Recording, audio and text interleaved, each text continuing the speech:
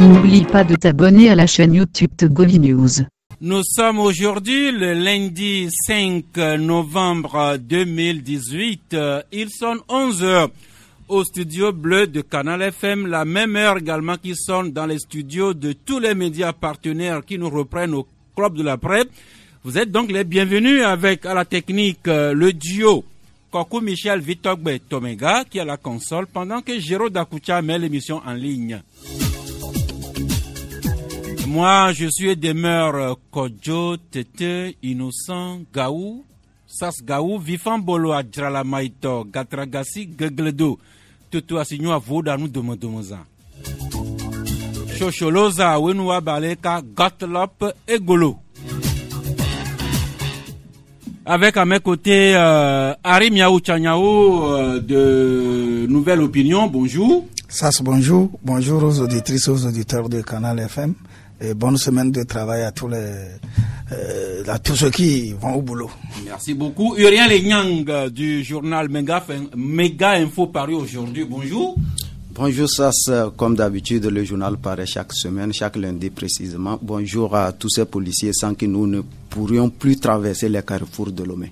Merci, si vous êtes en règle, parce que si jamais vous violiez le feu rouge ou bien si vous étiez coupable d'une infraction au cours de la route, vous les sentiriez. Oui, par rapport à la densité de la circulation actuellement, il faut dire que sans les policiers qui nous aident au niveau des carrefours, on ne s'en sortirait pas. Merci, surtout quand je les vois comme ça, j'imagine bien comment ces dames et hommes sont sous le soleil, dans la poussière.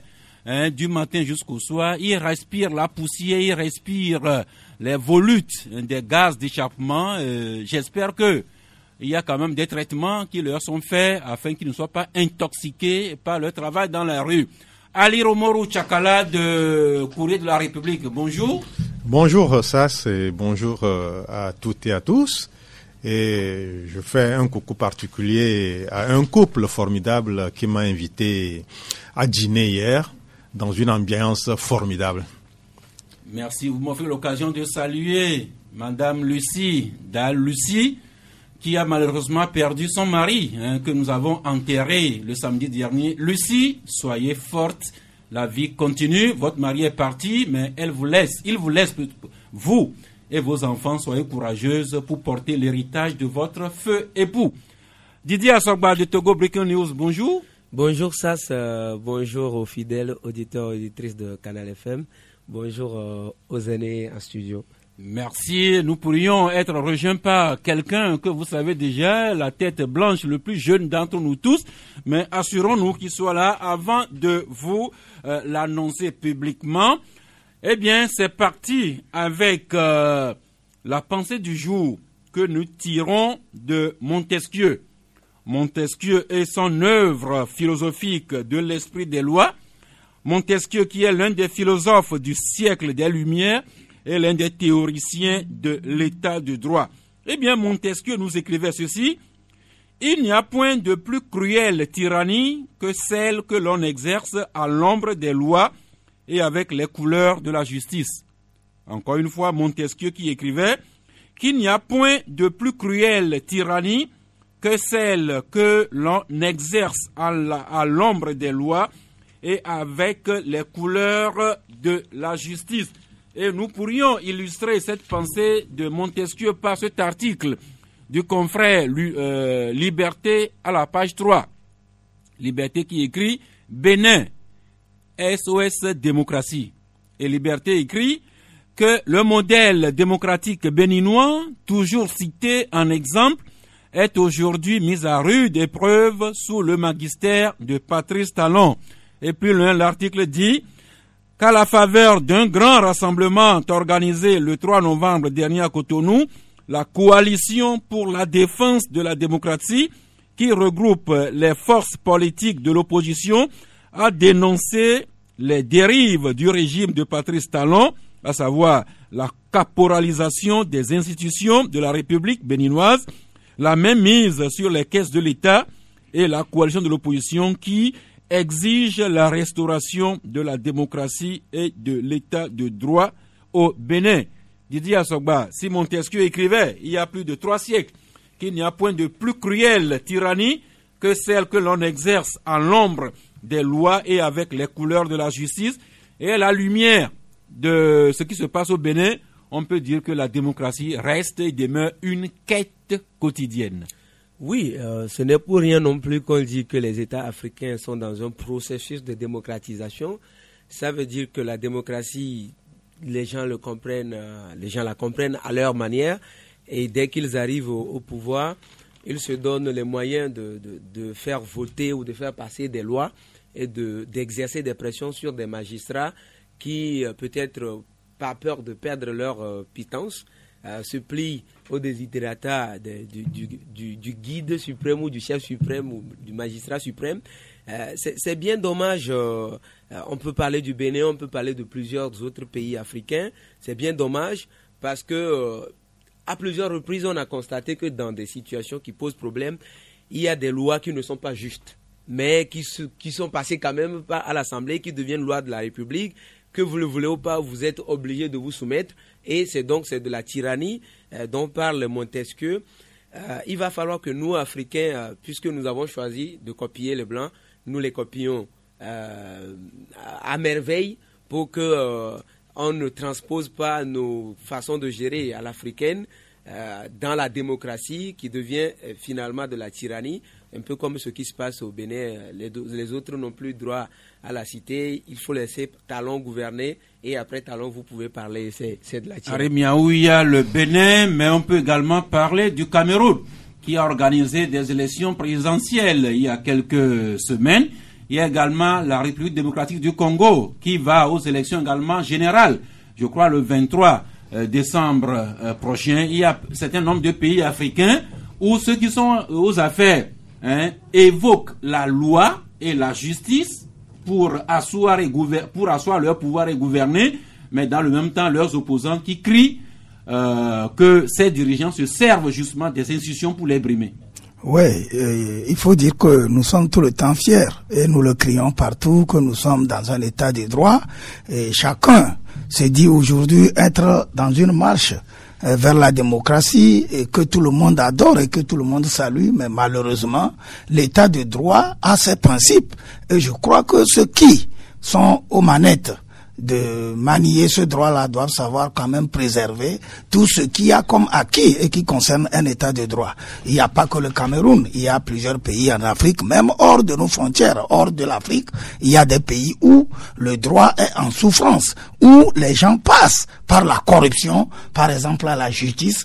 Quand on dit, Montesquieu parle de la tyrannie, il y a aujourd'hui des gens qui sont en prison, il y a aujourd'hui des gens qui ont des sanctions, peut-être à vie, alors qu'ils ne sont pas au fait coupables de ce qui s'est passé. Donc, au même moment que nous clamons d'être dans un état de droit, il faut faire en sorte que tout ce qui accompagne un état de droit, notamment le fait que le droit soit applicable et appliqué à tous et à tout niveau, que cela soit une réalité dans nos pays. Parce que la corruption aujourd'hui fait partie de ce qui permet de rétrograder l'application du droit dans nos pays, y compris dans d'autres pays dans le monde où nous vivons ça. Vivement que les gens combattent ce mal, ce fléau qui permet, loin d'amener les pays dans une vraie marche démocratique, de leur amener dans la tyrannie, dans la barbarie et tout ce que nous connaissons. Merci. Alero Moru Tchakala, il y a également Liberté qui se réfère à Albert Camus, qui a écrit lui aussi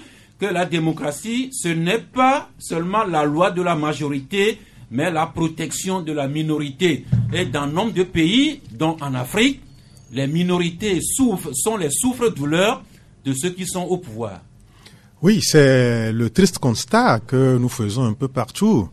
Et vous savez, Montesquieu, c'est ce grand génie français qui a écrit beaucoup d'œuvres sur la démocratie.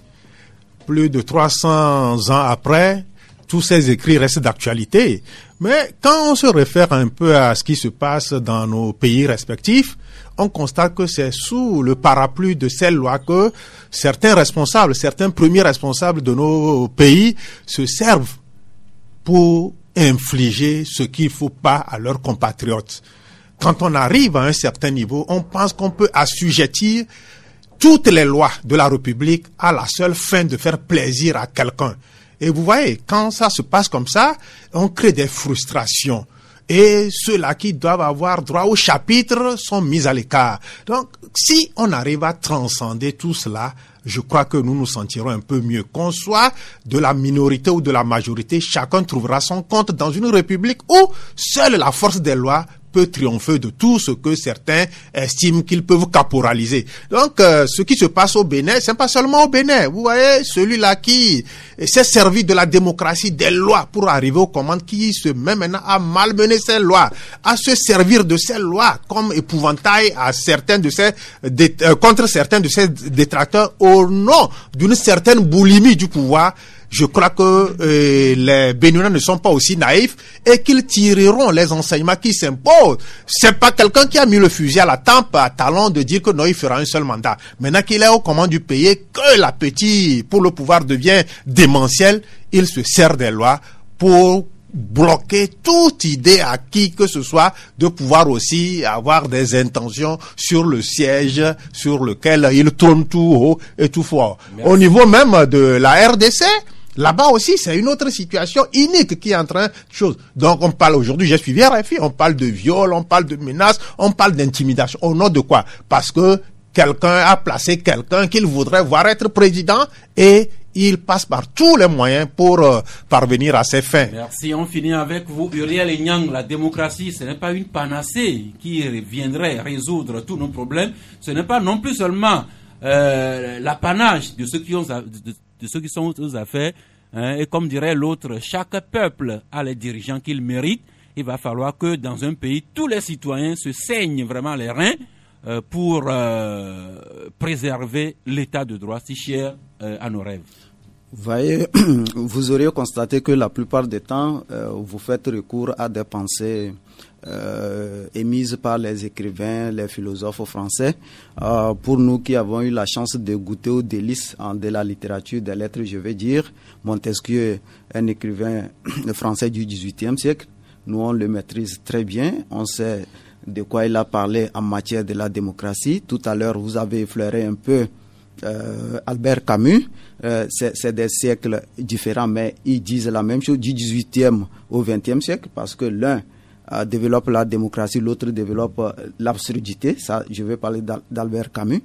Vous voyez, dans nos pays africains surtout, nous sommes en apprentissage, mais on se demande si cet apprentissage prendra fin un jour pour qu'on devienne des maîtres en démocratie. Vous avez cité le Cameroun, le Bénin, vous avez peut-être d'une façon consciente ou inconsciente sauter des pays que vous maîtrisez mieux. En termes de tyrannie. Il faut préciser que le mot tyrannie signifie despotisme, dictature. Pour ceux qui nous écoutent, c'est ça la dictature, il faut le prononcer. Nos dirigeants se servent de la dictature pour nous gouverner, ils se servent de la malhonnêteté, ils se servent de leur force obscure pour nous gouverner, ce qui fait que nous resterons toujours en retard tant qu'ils ne prendront pas conscience. Vous voyez, un président qui nomme son gouvernement, il ne convoque jamais le conseil des ministres jusqu'à la fin du mandat. Ça ne peut pas conduire le pays à son développement. Merci encore une fois. Montesquieu qui écrit qu'il n'y a point de plus cruelle tyrannie que celle que l'on exerce à l'ombre des lois et avec les couleurs de la justice. Ça, c'était Montesquieu au XVIIIe siècle. Et 2 siècles plus tard, Albert Camus qui écrit, lui, que la démocratie, ce n'est pas seulement la loi de la majorité, mais la protection de la minorité. Nous avons évoqué, cité des pays voisins, et comme le Bénin, comme le Cameroun, comme la RD Congo. Eh bien, atterrissons chez nous ici au Togo avec ce week-end politique que nous avons connu, un week-end politique en 2 actes et en 2 endroits différents. Commençons avec ce que Liberté écrit dans la rubrique caricature, plutôt libertinage à la page 5. Le Front citoyen Togo debout qui rallume le flambeau des manifestations. Et le samedi dernier, effectivement, il y a eu des manifestations à l'appel du Front citoyen Togo Debout. Et le confrère Togo Matin y revient, qui écrit la page 2, marche du Front citoyen Togo Debout. Quelle mobilisation pour quel résultat? Togo Matin rappelle que malgré leur désaccord vis-à-vis du ministre de l'Administration territoriale quant au trajet, les responsables ont tout de même respecté les itinéraires fixés par l'autorité.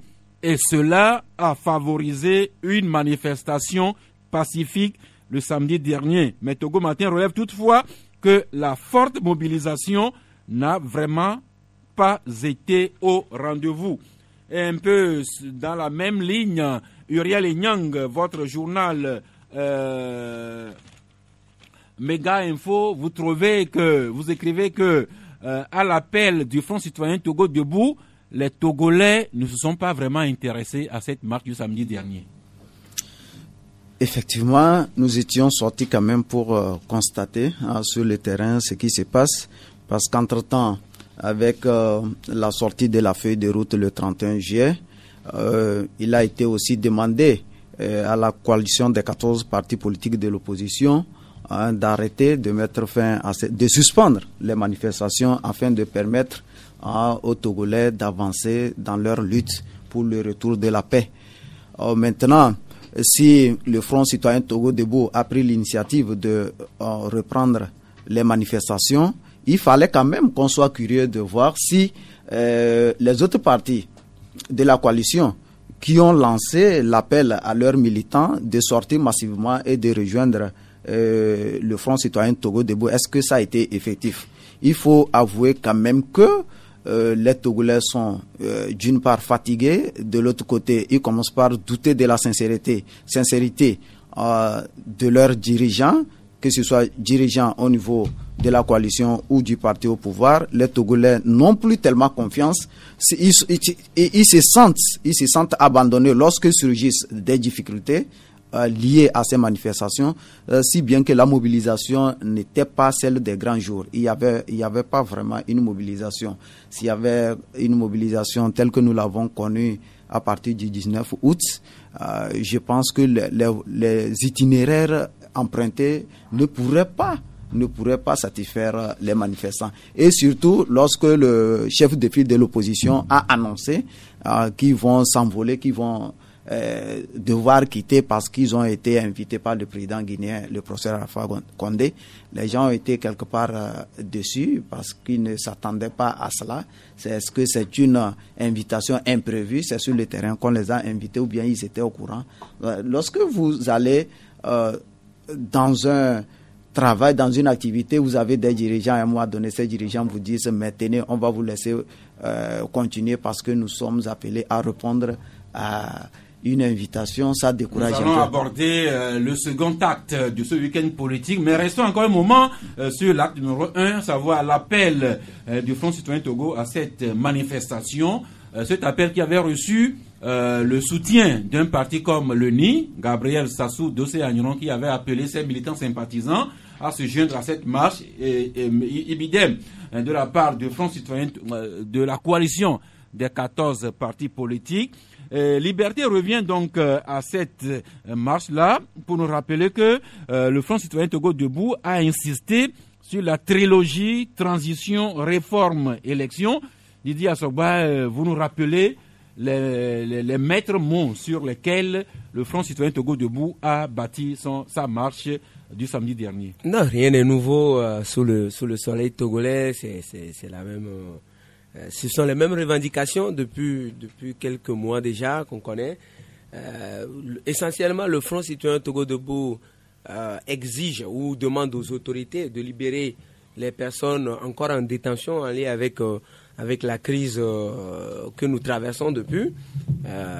Il y a le président du REJAD, Asiba Johnson, il y a le jeune Foli Sativi, il y a les responsables de l'association Nouboueke et quelques militants de partis politiques qui doivent être autour d'une quarantaine encore en détention. On avance le chiffre de 44. Voilà, donc le Front citoyen Togo Debout a insisté donc sur la nécessité de les libérer, un peu comme d'autres organisations politiques également, de les libérer pour décrisper l'atmosphère et après tout mettre en œuvre pour que les réformes constitutionnelles et institutionnelles, en plus des réformes électorales, puissent être opérées avant l'organisation de toute élection.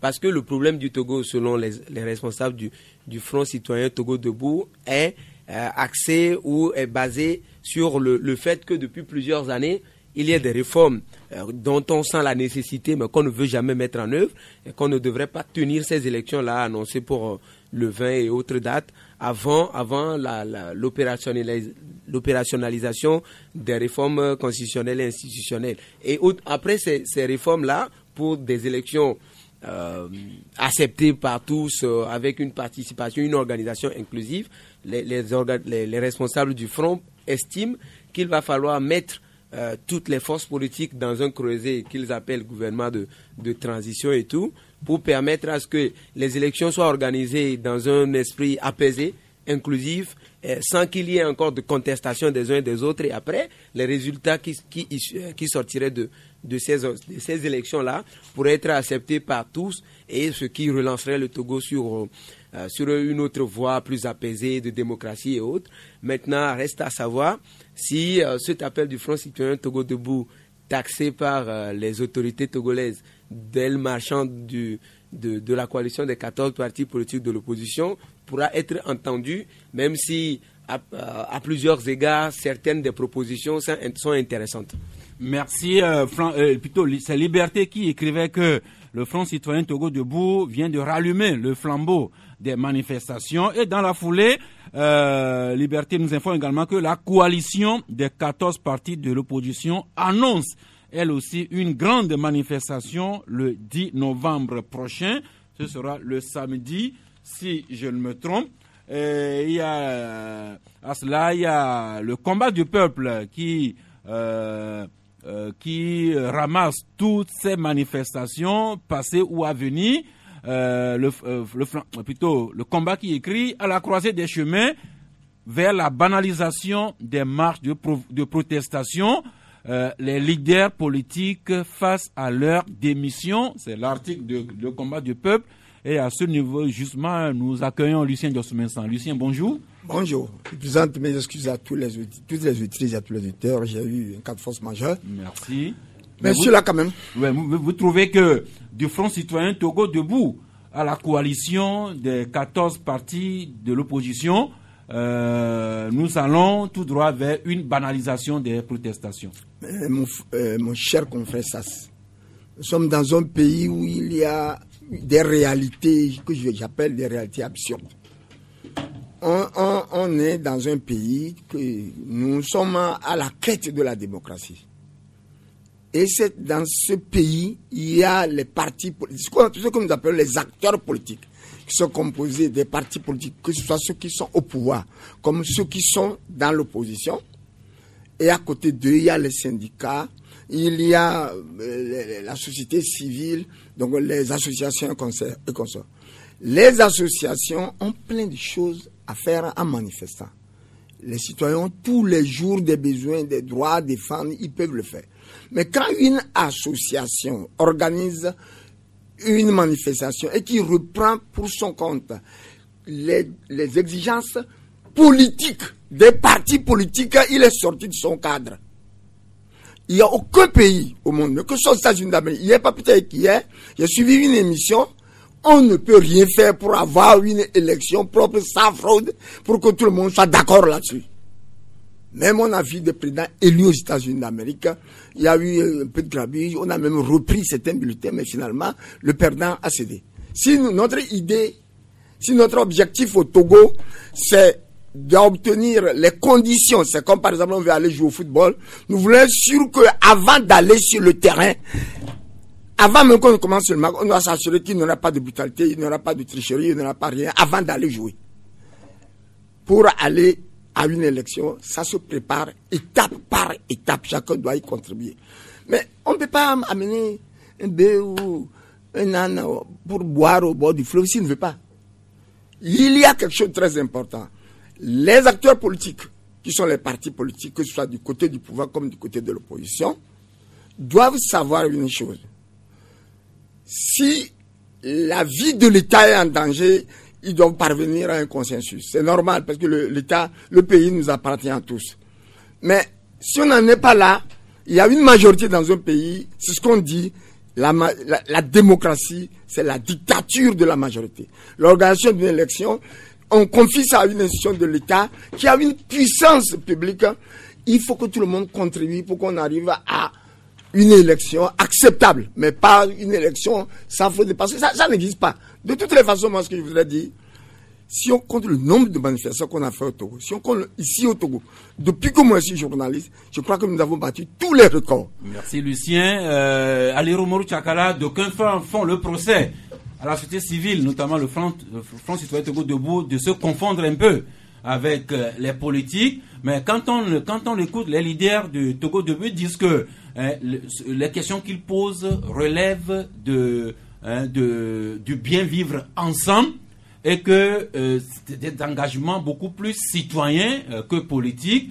Et puis également, est-ce que les politiques ou la société civile nous mènent vers une banalisation? Ils répondent qu'ils n'ont que cette arme-là pour continuer à crier leur ras-le-bol. Absolument, ils sont dans leur rôle.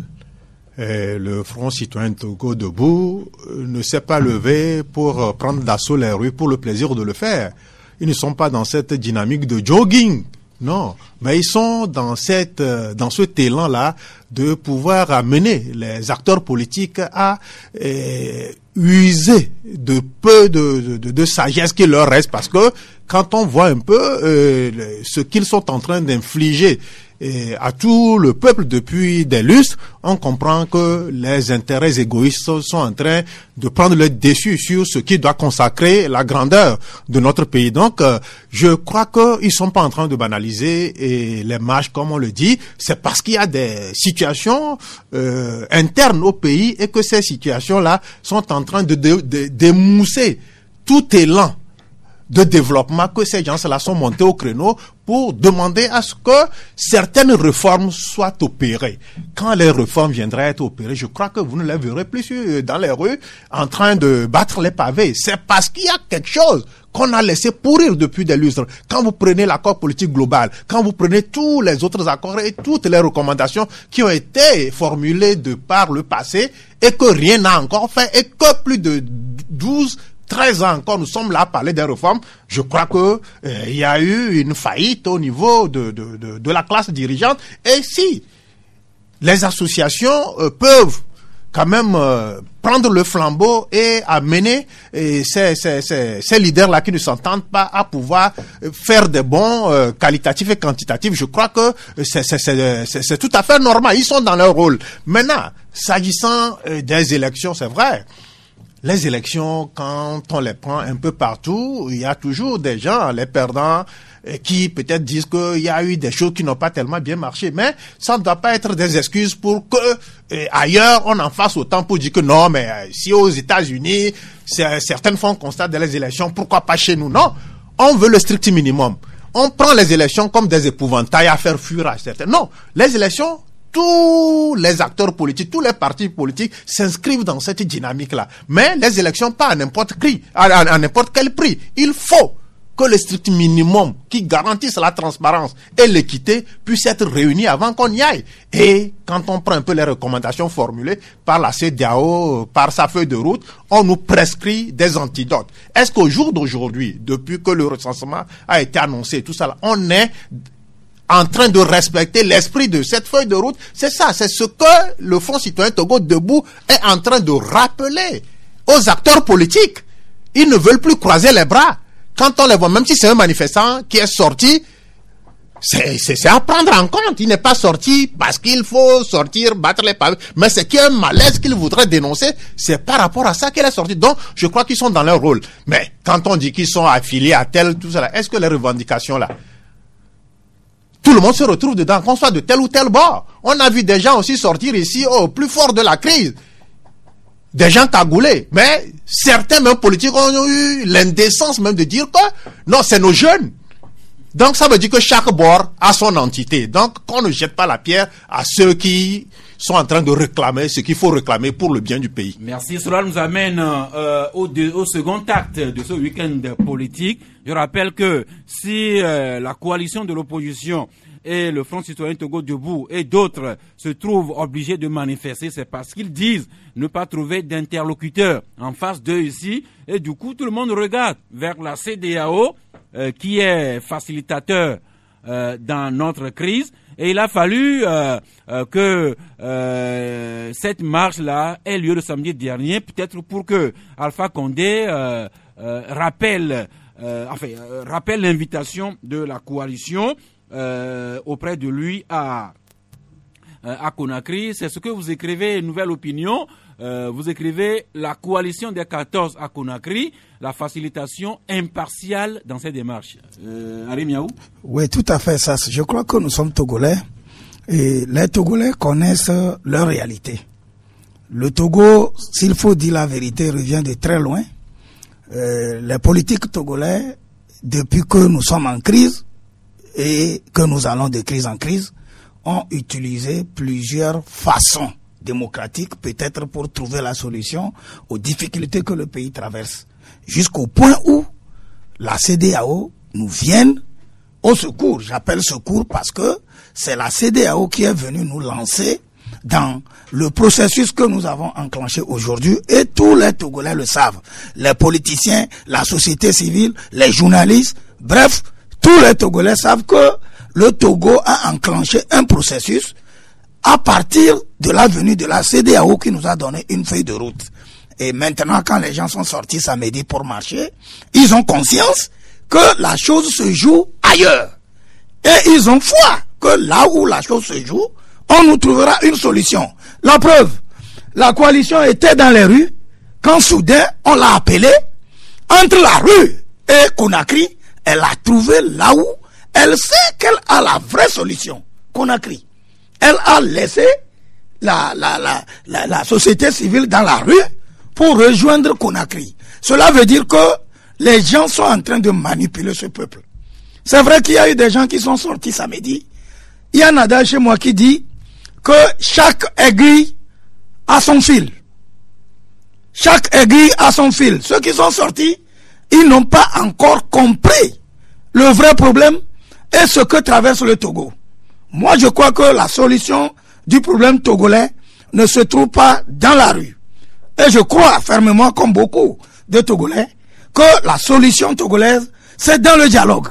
Et c'est ça que les 14 ont compris. Mais on vous dira que la pression de la rue mais alors, autant amener au dialogue. Oui, justement. Autant que la coalition reste dans la rue et refuse Conakry, puisqu'elle est déjà dans la rue, qui, selon beaucoup, doit solutionner.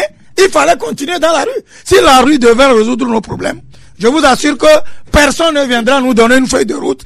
Les gens auraient déjà trouvé la solution dans la rue. Donc on cesse de distraire les Togolais et qu'on aille à l'essentiel pour qu'on puisse aboutir. Aujourd'hui, la rue est devenue une menace infernale. Quand ça s'essaye, ça ne va pas. Demain, c'est Lucien qui s'essaye. Et attendez-vous que, en dehors de la société civile, peut-être qu'il y a des gens qui sont en train d'attiser la hache, qui vont bientôt sortir dans la rue. Et finalement, les gens se font le passe-main pour voir qui peut faire reprendre la rue. Puisque tout le monde a conscience que ça ne va pas, on attend que les autres s'essayent pour voir. La solution togolaise, c'est dans le dialogue.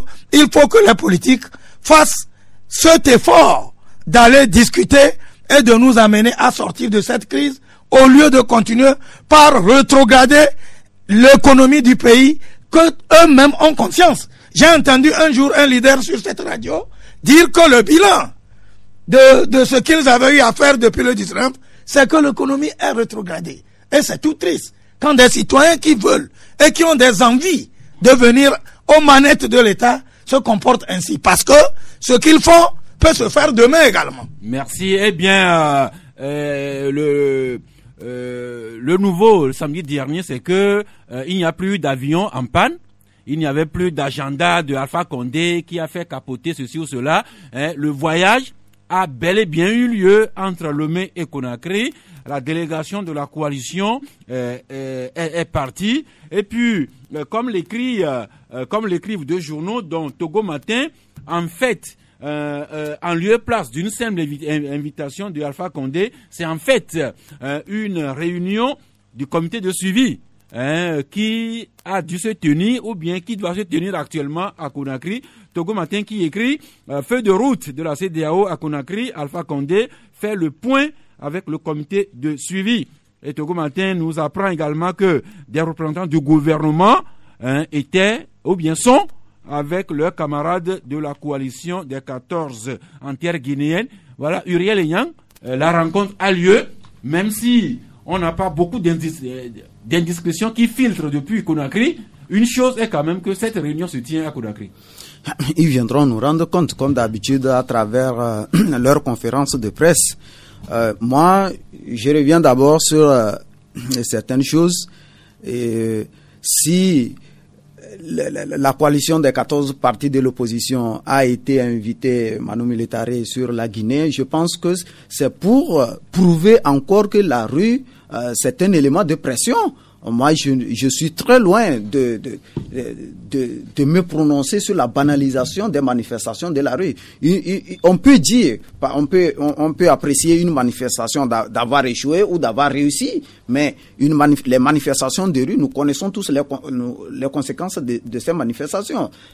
Tchagnan a parlé tout à l'heure de la terrorisation de l'économie togolaise, personne n'en doute. Disons, une reculade de notre économie, une régression plutôt de notre économie. Ah, mais les chiffres sont alarmants quand même, ce n'est pas l'occasion d'en parler, pour dire que leur présence en Guinée, ce n'est pas avec une baguette magique pour nous ramener la solution.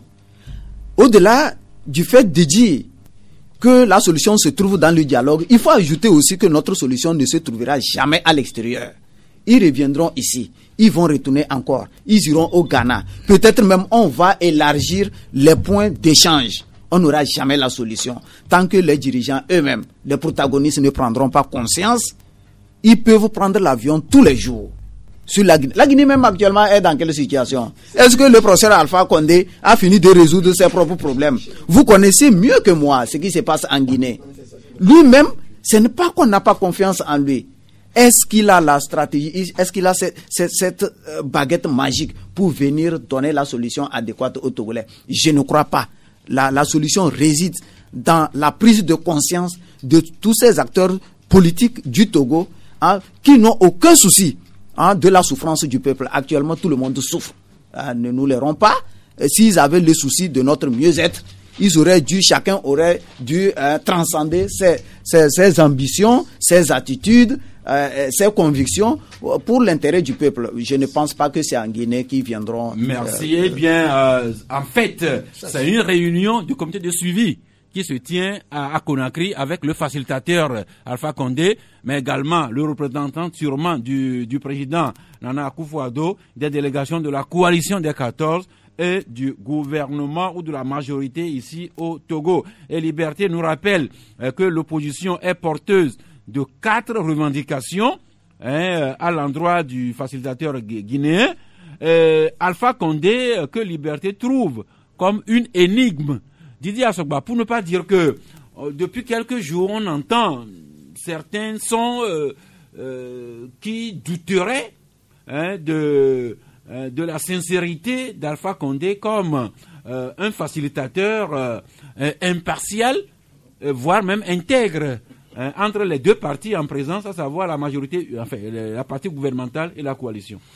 Oui, Alpha Condé est une personnalité véritablement qu'on ne cerne pas finalement, parce que vous savez comment la facilitation guinéenne s'est invitée dans la crise togolaise. Au départ, c'est le Ghana qui offrait ses missions ses services de bons offices au Togo pour aider les acteurs politiques à se comprendre, à se parler et à sortir finalement de la crise. Et alors qu'il était président en exercice de l'Union africaine, il a été mandaté par le président français, Emmanuel Macron, pour rencontrer les acteurs politiques togolais, de les écouter en vue de la solution adoptée. C'est comme ça qu'il est devenu facilitateur par la suite. Co-facilitateur. Oui, co-facilitateur par la suite. Et donc, pour plusieurs, Alpha Condé est un élément de la France qui reste l'œil de la France dans la résolution de la crise. Il est même au sein de l'opposition, il est même certaines fois accusé de jouer aux troubles faits pour soutenir le pouvoir. Mais moi, je voudrais pas aller jusque-là. Je pense véritablement que, comme les uns et les autres le disent, l'extérieur nous offre les missions de bons offices. Maintenant, ils vont prendre toutes les décisions, ils peuvent nous préconiser tout ce qu'ils veulent.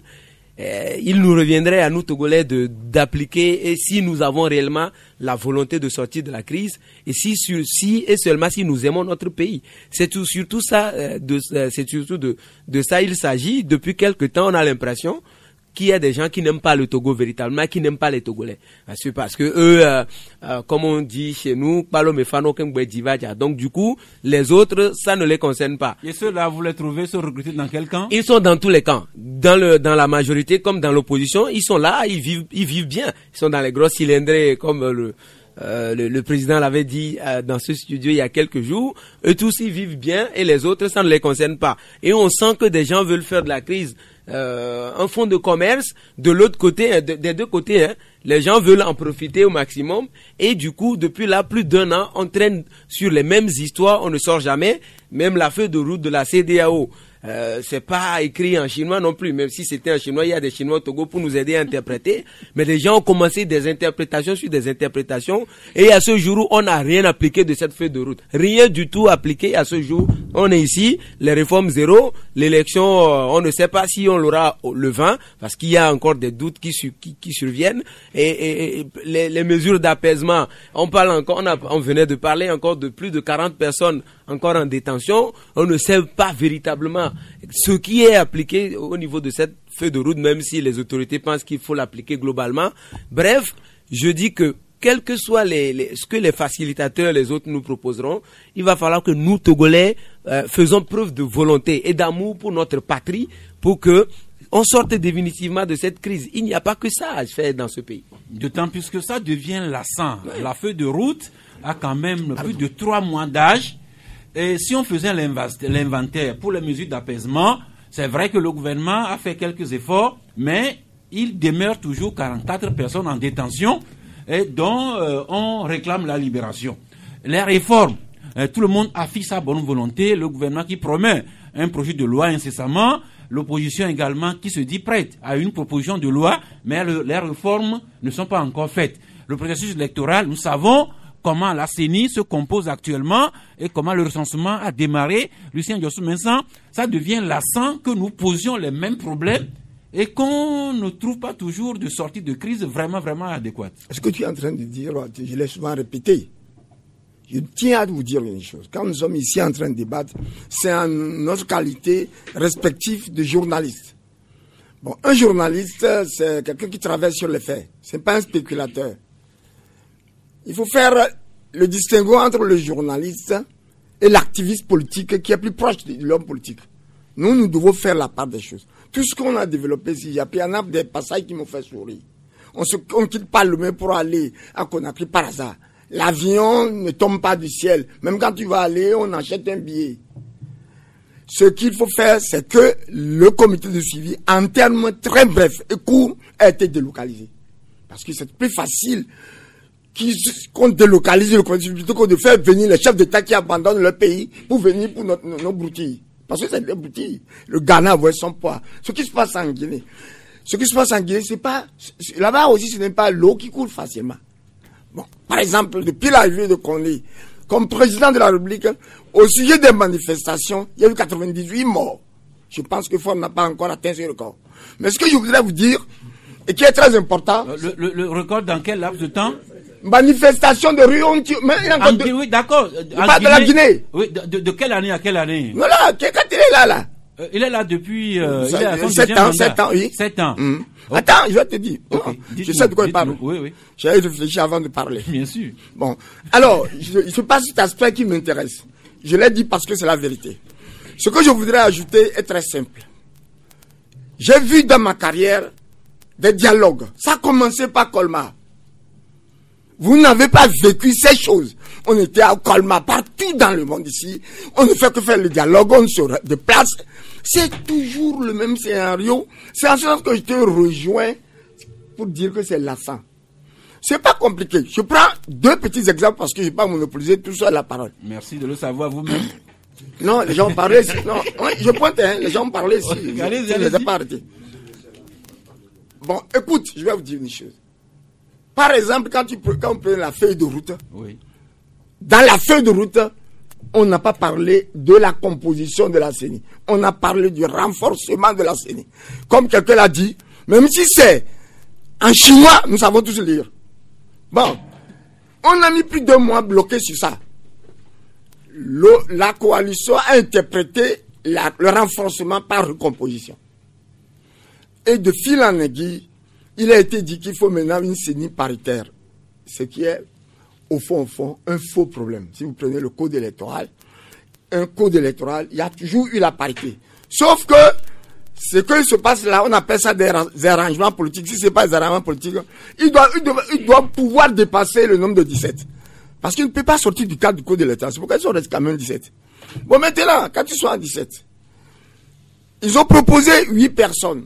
Le pouvoir a proposé 8 personnes. Mais il y a là un terme juridique parce que nous ne pouvons pas accepter que nous voulons la démocratie dans notre pays en piétinant l'état de droit.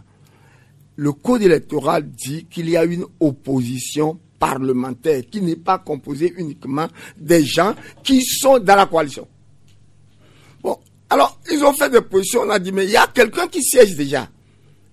Et le parti le plus ancien qu'eux tous dans l'opposition, UFC. Il a eu 10% de voix aux dernières élections. Si bien. Maintenant, on a dit, on accorde 7. Attendons que on vous donne 7 sur 8. Attendons que le comité de suivi se planche sur ce cas-là pour voir si l'UFC peut être maintenu ou pas. Si moi, je ne suis pas politique, si moi je suis politique, ce que je ferai, c'est demander à 8 choses, on me donne 7. Nous allons rentrer dans la série. Sauf, Lucien, que vous n'êtes pas politique. Attends, et dans ce jeu, c'est pas que quelqu'un donne à l'autre, mais qu'on se conforme, disons, à l'avis du comité de suivi et également respectant le code électoral pour que la CENI soit complète. Nous sommes en train de dire que il y a la souffrance au pays. Nous sommes en train de dire que l'économie peut en partir. L'économie, quand ça partit, ça ne se relève pas demain. Là, ce que je veux te dire, c'est le suivant. Pour que la CENI, ce que la coalition veut, c'est de voir ce qui se passe à la CENI. Ce qui se passe au sein de la CENI. Oui. Avec 7 personnes, il peut commencer à voir avant que le dernier cas soit réglé par le comité de suivi. On bloque ça. Et si on les aurait suivis jusqu'à présent, le recensement ne serait pas terminé. Merci. Maintenant, si le recensement n'est pas terminé, qu'on appelle aux élections conformément à la feuille de route, qu'est-ce qui va bénéficier? Des députés hors mandat, qui ont déjà gagné 10 mois de salaire gratuit, qui refusent les élections parce que ça leur permet de gagner additionnel, si on ainsi la Constitution. En langage de football. Sauf que, Lucien, vous avez évoqué l'économie, et nous sommes aujourd'hui le 5 novembre.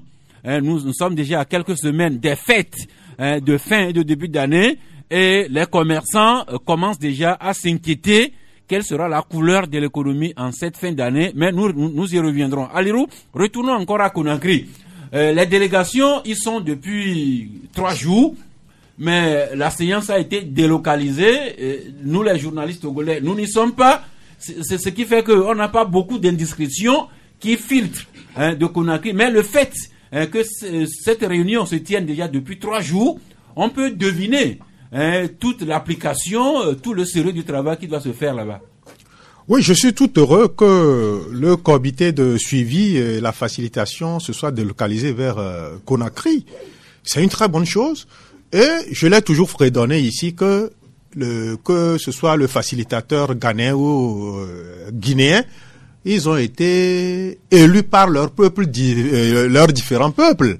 Et ils ont obligation de résultats par rapport à leurs projets respectifs de société. Donc, toutes les fois venir ici, et quand ils viennent ici, c'est pas du tout facile.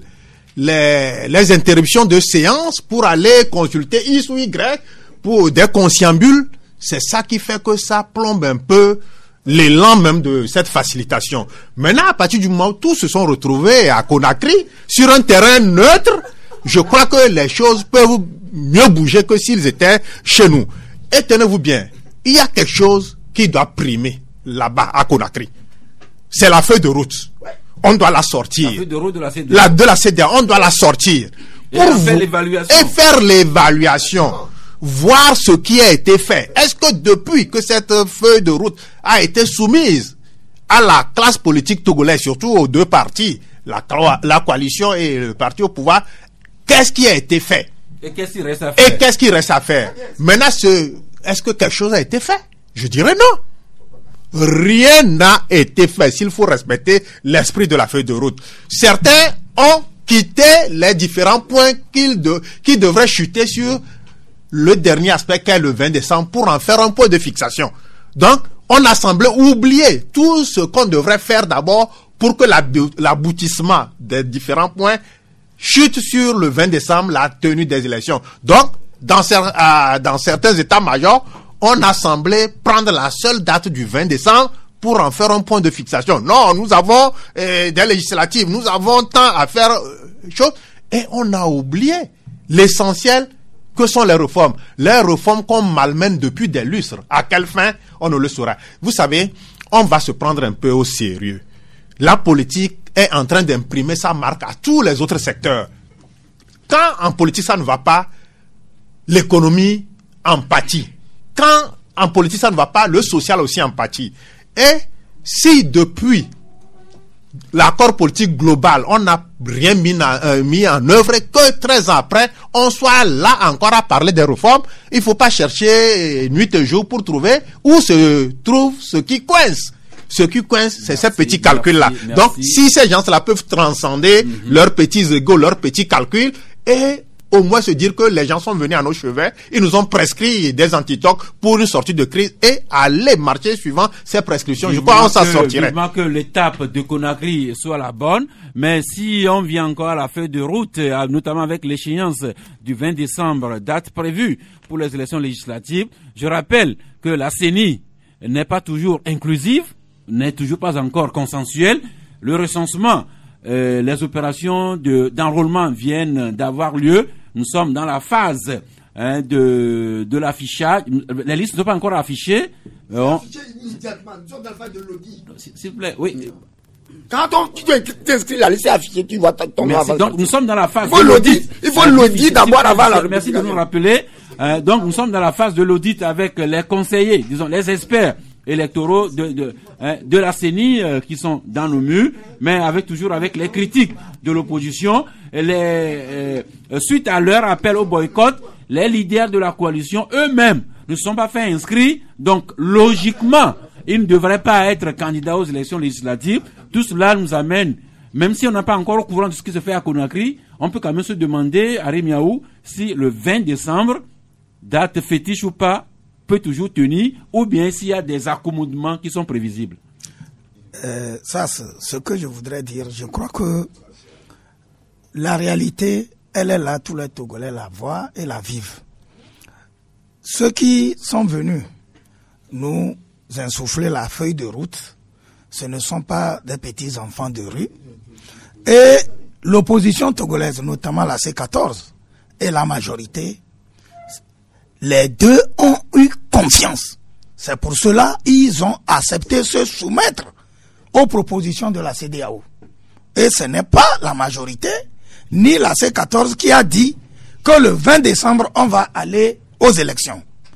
Aujourd'hui, le constat, il est là. Nous sommes allés au recensement. C'est vrai, il y a des Togolais qui se sont fait enrôler. Et il y en a qui ont écouté l'appel du boycott. Au niveau de Conakry aujourd'hui, il reste à jauger, à voir. Est-ce que les Togolais qui ont été se faire recenser, ils représentent un taux qui permet au Togo d'aller aux élections le 20 décembre? Ça, c'est la première question. La deuxième question, est-ce que ceux-là qui ont respecté le boycott, ils dépassent ou ils influent sur la tenue des élections le 20 décembre? Et je crois que ceux qui sont à Conakry ont quand même la capacité de porter ce jugement. Maintenant, qu'on dise que les gens de la C14 ne se sont pas fait enrôler, je n'en sais rien. Et ce qui sera souhaitable, si tel est que on sent qu'il y a le besoin que d'autres Togolais qui ne l'ont pas fait le fassent, il va avoir peut-être une rallonge. Et ça ne joue pas sur la tenue des élections du 20. Parce que rallonger de 3 ou d'une semaine, que les gens qui n'ont pas pu le faire puissent se rattraper, ça n'empêche rien sur la date là. Maintenant, quant à ce qui concerne les réformes, Tchakala a dit que tout ce qui a été dit dans la feuille de route, rien n'a été fait. Moi, je ne m'inscris pas. Je sais que c'est l'analyse de Tchakala. Oui. Mais au même moment. Maintenant, votre analyse, vous. Au même moment, oui. Lorsqu'on nous a donné la feuille de route, et on a dit qu'il faut d'ailleurs essayer les réformes au niveau de l'Assemblée. Et si ça ne va pas, il y a eu des ouvertures. Alors, qu'est-ce que l'opposition, la C14, oui. La C14, qui a conscience que la feuille de route a ouvert une voie vers ces réformes qui intéressent tous les Togolais. Qu'est-ce qu'elle a fait en ce sens? Rien. Elle n'a rien fait.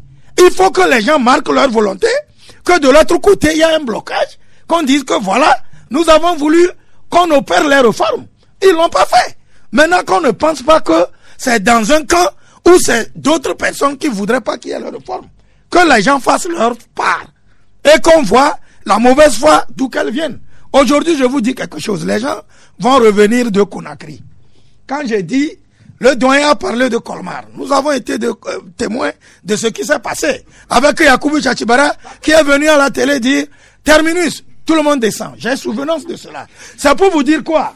Que les Togolais, moi je veux dire à ceux qui nous écoutent que si les gens n'ont pas confiance à la CEDEAO, qu'ils démissionnent d'aller à la rencontre et à ses appels. Parce que lorsque les gens quitteront Conakry et qu'ils reviendront au Togo et qu'ils verront que ce qui a été dit n'arrange pas, on viendra ici tenir des conférences, on vous dira que nous allons regagner la rue, on vous dira que nous allons faire tant. Et c'est en cela que je rejoins Didier qui disait qu'il semble avoir des Togolais qui veulent diriger les Togolais mais qui n'aiment pas malheureusement les Togolais. Merci. Vous avez dit un mot, Lucien. Non, tout à l'heure, oui. J'avais dit quelque chose peut-être. Vous avez dit juste un mot, hein. Oui, attends, mais comment tu me prends le temps en me bloquant. J'avais dit quelque chose avec mon ami, au sujet de mon ami Tchakala. Lorsqu'il parlait, je ne l'ai pas coupé, je l'ai laissé parler. C'est lorsque l'autre est revenu là-dessus que j'ai dit qu'il a menti parce que. Voilà ce mot que je dis. Depuis qu'on a publié la feuille de route, on ne peut pas faire l'élection sans le recensement. Le gouvernement a donné les moyens à la CENI pour faire le recensement. Pour faire une élection, il faut le fichier électoral. On a même bloqué la CENI avant, sur ordre de la CEDEAO. Après, on a levé le blocage et le travail est en cours. Quelque chose est fait. C'est à cause de la CEDEAO que le recensement se fait. 2. Le gouvernement a envoyé actuellement un projet. Vous voulez dire quand même que quelque chose a commencé à se faire sur la feuille de route. Voilà, aujourd'hui là où nous sommes là. Oui. Le gouvernement a envoyé un projet de loi qui se trouve sur la table de l'Assemblée nationale au sujet des réformes. Si la coalition aussi envoie sa proposition de loi, donc les discussions peuvent commencer. En somme, quelque chose se fait. Vous venez d'écouter Tchaniao et Lucien Mensah qui disent que quelque chose a commencé à se faire sur la feuille de route. Le gouvernement a promis. 93.5 Canal FM.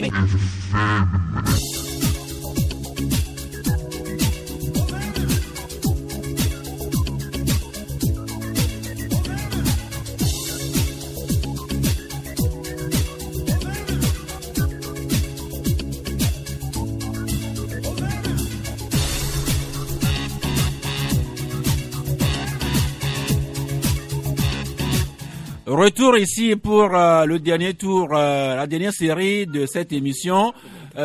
Tchakala, je reviens à vous parce que vous avez entendu Tchaniao et Lucien vous prendre en flagrant délit de...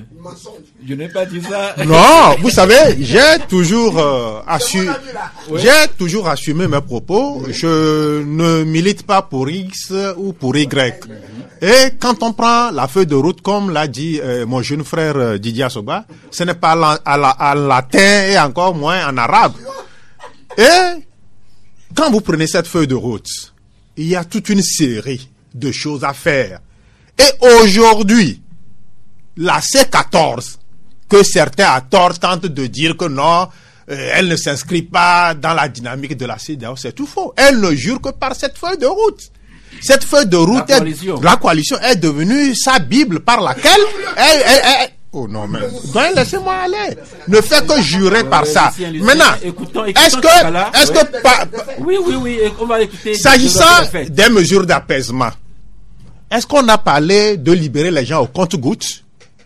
On en fait même un objet de chantage. Quand ça plaît bien à certains, on lâche d'eux. Quand ça ne leur plaît pas, ils restent de marbre.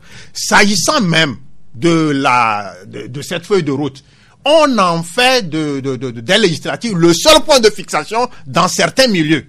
On ne jure que par ça. Comme s'il n'y a pas d'autre point à même d'être déroulé avant qu'on arrive à cette fatidique date du 20 décembre. Maintenant, ce recensement que certains se pourlaient chez les Bambis de dire que c'est bien fait. Mais j'aurais souhaité même que lors des échanges à Conakry, l'UFC fasse partie des protagonistes. Est-ce qu'elle est là? Non. Elle n'est pas là. Ça veut dire qu'on ne reconnaît que deux bords. Et chaque... Oui, justement pour dire que c'est Togo Matin qui écrit que l'UFC est actuellement absente dans les entretiens qui ont lieu à Conakry. Ça veut dire qu'il y a deux protagonistes. Le pouvoir et la C14. Et si tant est que l'UFC avait son mot par rapport à ce blocage au niveau de la CENI, elle serait conviée à ça. Donc, je crois que certains sont en train de faire ce qui peut les arranger et oublient royalement les prescriptions de cette feuille de route. Donc, jusqu'à ce jour, j'estime. Merci. Donc, j'estime, et je ne parle pas à lieu et place des leaders de la C14 ou bien chose que rien n'a été fait. S'il vous plaît, le tour est fait, mais, Lucien, s'il vous plaît. Malheureusement, nous n'avons pas placé nos micros à Conakry. Nous ne savons pas encore ce qui se dit. Eh bien, attendons incessamment que la réunion prenne fin et que nous ayons les informations officielles que nous allons compléter par les coulisses. Uriel. Je ne comprends plus rien. L'atmosphère est tellement polluée, touffue. Je me demande... Ici ou bien dans tout le pays? Non. Vous voyez le raisonnement, les intentions, les propos des gens. Je pense que vous avez des sujets plus intéressants. Nos éditeurs attendent de nous le développement des sujets relatifs au développement. Quand vous écoutez leurs confrères autour de ce plateau, qu'est-ce qui vous convainc? Moi, personnellement, honnêtement, je vous dis, nous n'allons convaincre personne. Ceux qui nous écoutent là, ils connaissent mieux que ce que nous sommes en train de dire. C'est ne pas défendre telle position, dire que tel a tort, tel a raison, tel viendra avec une solution. Nous ne leur apprenons rien du tout. Rien du tout. Ce n'est pas la peine de dire que tel ment, tel ne ment pas. Moi, pour ma part, je vous dis, si... allez-y. Non. Moi, je suis toujours objectif. Non, s'il vous plaît. Non, vous êtes avec des gens. Même si c'est entre Tchakala et lui, ils sont avec des gens. Maintenant, monsieur, quand Tchakala dit que rien n'a été fait depuis le 31 juillet, mais je dis toujours, chacun a sa part de raison. Moi, je peux dire que rien n'a été fait. Parce que, oui, je peux dire que rien n'a été fait. Avec d'autres arguments. Pourquoi? Parce que depuis le 31, tout ce qui a été fait, c'est des dépenses. C'est des dépenses pour la CENI. C'est des dépenses pour le recensement qu'on n'a pas encore validé. Vous auriez vu un titre que nous avons sorti, un article que nous avons écrit pour l'apparition d'aujourd'hui. Nous avons dit, l'étape actuelle, l'audit du fichier électoral, ça peut faire mal. Ça peut faire mal aussi bien à un parti ou à l'autre. Comme l'a expliqué le président du CONAP tout à l'heure, Si le fichier, Monsieur Tchagnaou, si le fichier est suffisant, ça veut dire que en avant, allons-y, le processus continue. Mais s'il se trouve insuffisant, s'il a des incongruités à l'intérieur, on doit reprendre les choses. Ça fait mal à l'un ou à l'autre. Si on reprend, l'opposition dira nous avons gagné. Si on ne reprend pas, Monsieur Bawara dira. La coalition n'aura que ses beaux yeux pour pleurer. Pour pleurer. Bawara dira j'ai dit il n'y aura jamais de session de rattrapage. Nous voici, on continue. Ça peut faire mal à l'un ou à l'autre. C'est pourquoi je dis il n'y a que des dépenses. Jusqu'ici, il n'y a que des dépenses. Rien n'a été encore fait. Voilà. Nous avons fait le tour de la question ici. Et les nouveaux éléments qui pourraient nous permettre d'aller de l'avant, c'est les institutions de Conakry qu'on n'a pas encore. Didier Assogba. Oui, c'est vrai qu'on n'a pas encore les indiscrétions de Conakry, mais ce qui va se faire là-bas, c'est en fait ce qu'on fait à Conakry, c'est une évaluation mi-parcours de la feuille de route. Et là, la CEDEAO aura à faire son constat. Nous, Togolais, nous disons qu'il y a il y a quelques éléments, mais que véritablement la feuille de route n'est pas appliquée, à mon sens, parce que on aurait vu le gouvernement togolais prendre rapidement un avant-projet de loi dans le mois d'août envoyé à l'Assemblée nationale. Aujourd'hui, peut-être qu'on aurait fini avec les réformes et on se serait concentré sur l'organisation des élections. Tant mieux si on arriverait à les tenir le 20 ou pas. On a déjà entendu des membres du comité de suivi dire que s'il vous plaît, suivons Lucien.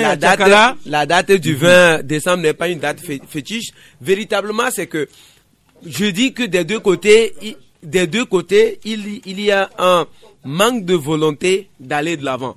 Maintenant, est-ce que la CEDEAO pourra exhorter les uns les autres ou à une baguette magique d'amener les deux parties à faire preuve véritablement de volonté pour qu'on n'organise pas des élections les uns contre les autres, mais qu'on organise les élections véritablement pour fédérer les Togolais?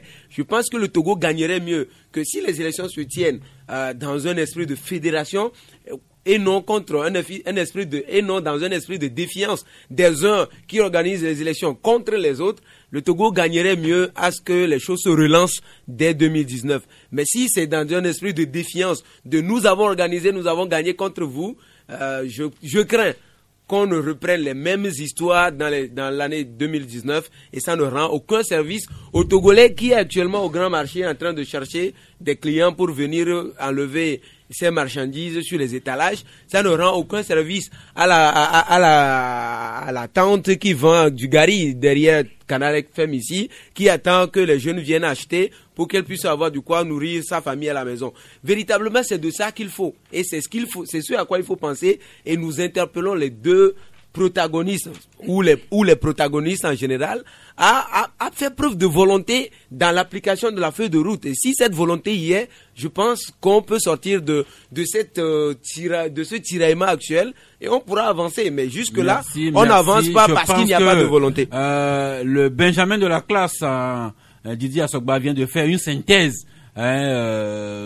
qui doit servir d'exhortation pour que chacun sache que ce qui se fait actuellement n'arrange personne, qu'on dise que le fichier électoral est fiable et qu'on dise que l'opposition a perdu la partie, ça n'arrange personne, qu'on dise encore que le fichier électoral est tout faux, qu'il faut le reprendre, ça n'arrange encore personne, que ceux qui sont à Conakry soient guidés par l'esprit du Togolais qui veut vraiment sortir de cette crise. Souffrez qu'on arrête là. Pas dit. Laquelle, par exemple? Tu tranches en deux, c'est mauvais. Si on dit que oui, le fichier électoral n'est pas bon, il y a possibilité de correction. Mm-hmm. Si on dit que même si on dit que le fichier électoral est bon, il y a toujours cette possibilité de correction. C'est la troisième voie. Ça dit que on va toujours auditer, voir s'il y a des compléments à apporter. C'est ça. On va dire que c'est un côté comme ça, de l'autre, c'est pas possible. Merci. Eh bien, je reviens à ce que Uriel Enyang disait tantôt, savoir qu'on trouve quand même le temps de débat des questions de développement, des questions de proximité. Malheureusement, quand je fouille dans les journaux parus aujourd'hui, tout est politique.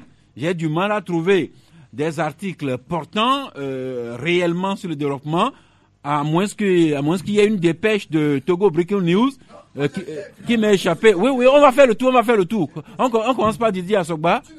Oui, oui, le sujet de développement et de proximité que nous avons développé ce matin, c'est cette journée nationale des ingénieurs du Togo qui est annoncée pour les 23 et 24 novembre prochains, qui va se tenir à l'hôtel de février. Vous savez, le corps des ingénieurs au Togo est le seul corps qui n'a pas à ce jour d'ordre. Et donc, les ingénieurs militent actuellement à ce que les autorités arrivent à mettre sur pied un ordre national des ingénieurs du Togo.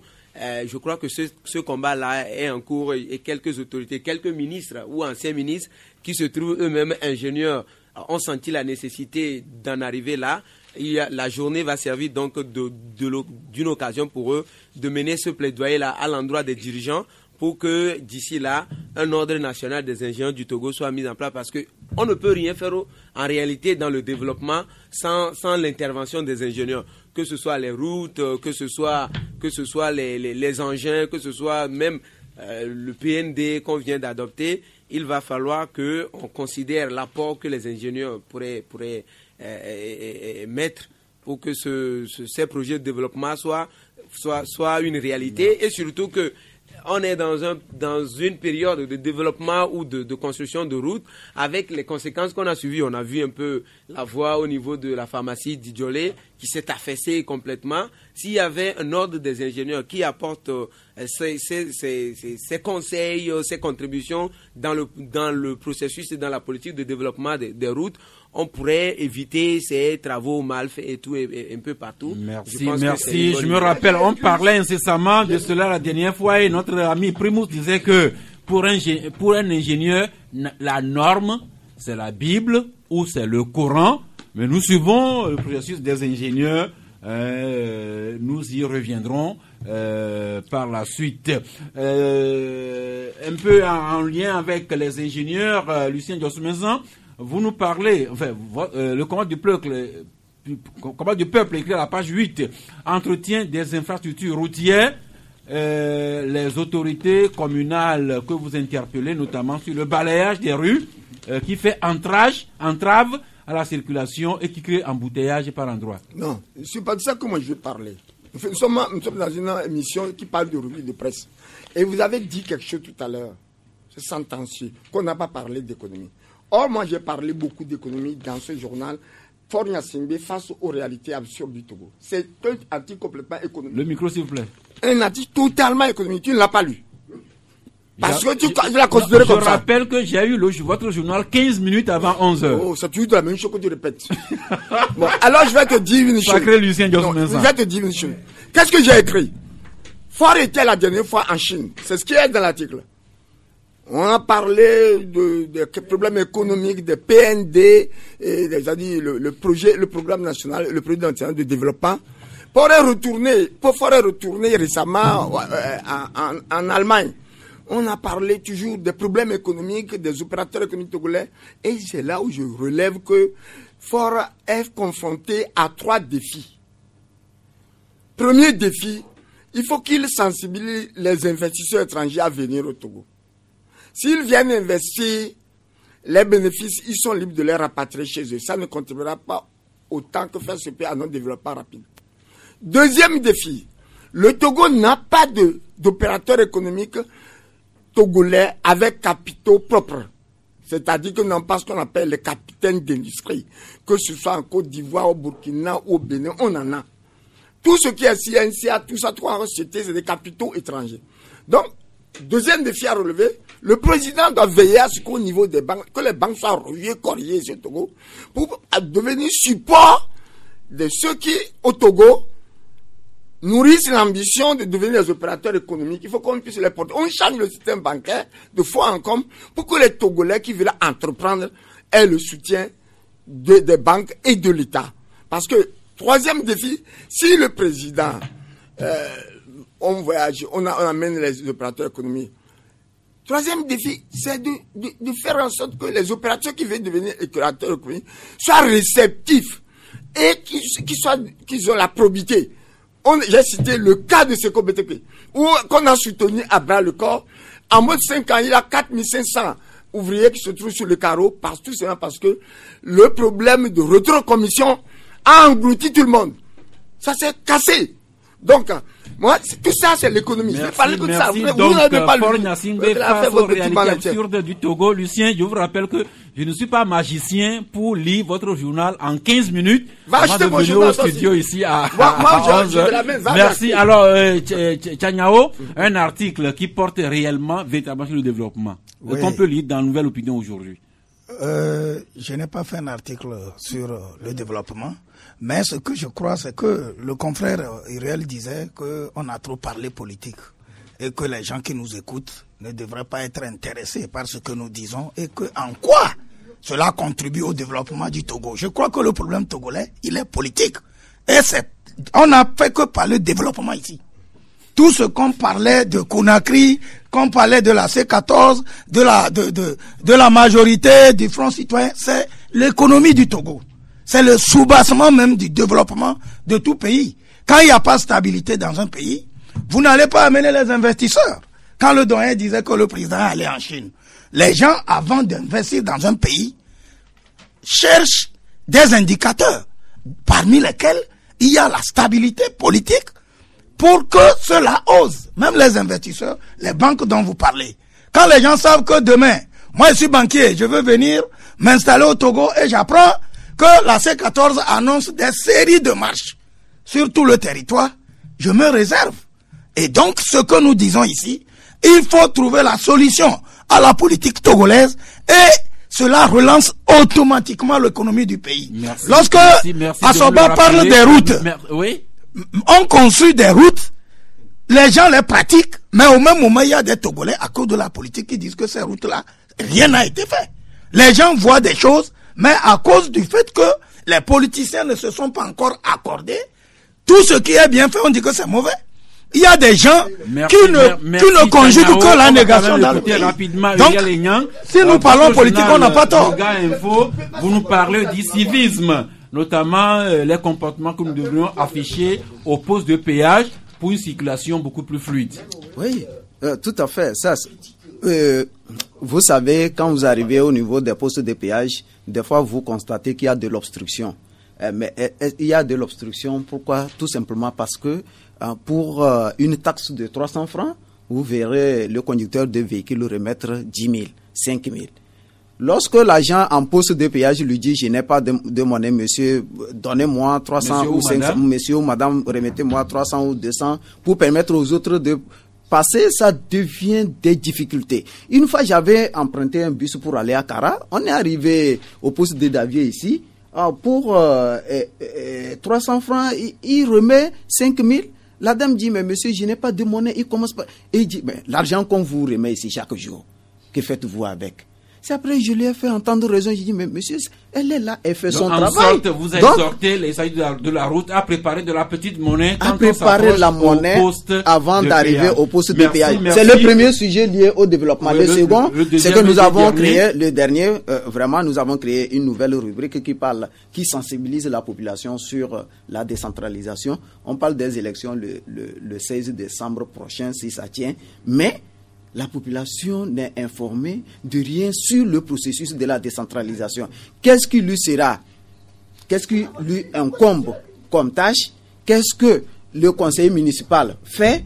Qu'est-ce que le maire fera? Qu'est-ce que le préfet fera? Qu'est-ce que le gouverneur fera? Donc, s'il vous plaît, c'est vrai que la CENI en temps avait dit qu'elle organisait un référendum couplé avec les élections locales, je crois sur le 16, mais la même CENI devient totalement atone sur les deux questions. Quand ce sera remis à l'ordre du jour, nous en parlerons bien volontiers. Maintenant, Alirou Mourchakala, nous commençons l'ultime tour avec vous. Vous avez 30, Lucien, s'il vous plaît. Alirou, vous avez 30 secondes pour votre conclusion et la sortie de votre carton du jour. Oui, la dernière fois, il y a la Banque mondiale qui a sorti un rapport faisant état d'un bond que le Togo aurait réalisé avec 19 points engrangés par rapport au climat des affaires, le Doing Business. Oui, nous voulons bien croire. Quand on crée 500 entreprises par an et que à la fin de l'année, quand on fait le décompte, on ne se retrouve qu'avec 10 entreprises, ça veut dire qu'il y a un problème. On en a créé quand même, mais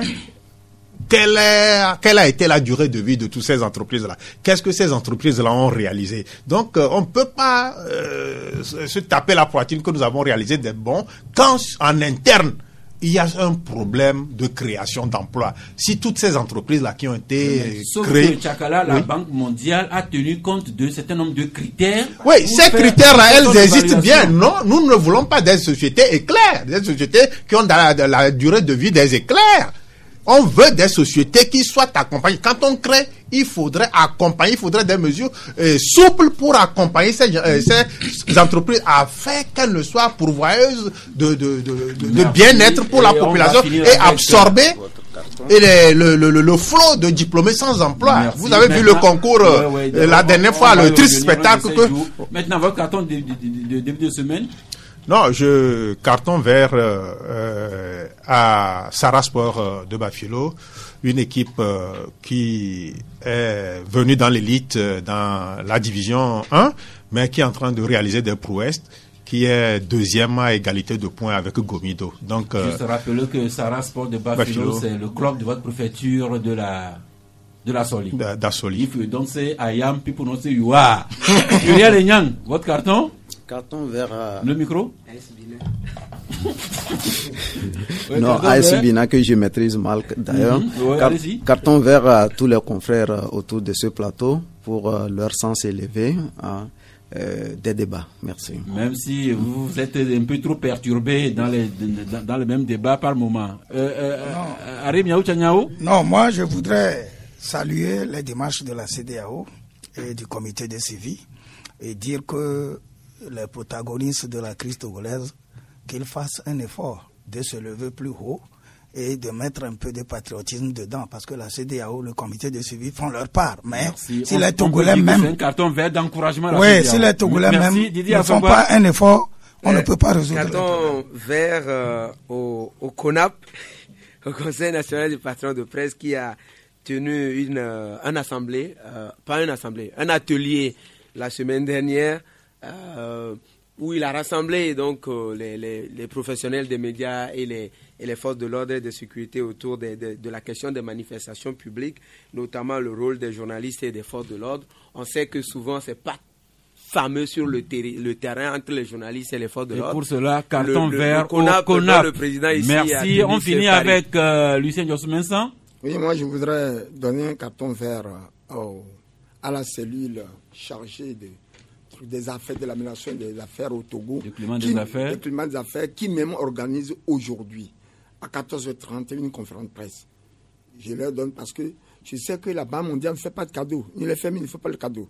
S'ils ont défini le critère pour avancer que nous trouvons à cette position, c'est que des efforts internes sont faits. Maintenant, ces efforts internes ne sont pas automatiquement faits pour générer les emplois. Il faut que les Togolais fassent. Merci. Donc, carton vert à la cellule de l'amélioration du climat des affaires aussi au Togo. Merci. Eh bien, personnellement, un carton vert à l'amicale Foyer Chrétien sur la station secondaire de Logoté pour toutes ces marques de présence, de fraternité, de solidarité entre les membres. C'est touchant. Foyer Chrétien en avant, et pour cela, carton vert. C'est fini pour aujourd'hui, mais nous nous retrouvons demain mardi à 11h si Dieu le veut et Dieu le voudra bien. Merci d'avoir regardé la vidéo. Abonne-toi et partage la vidéo sur les réseaux sociaux, Facebook et WhatsApp.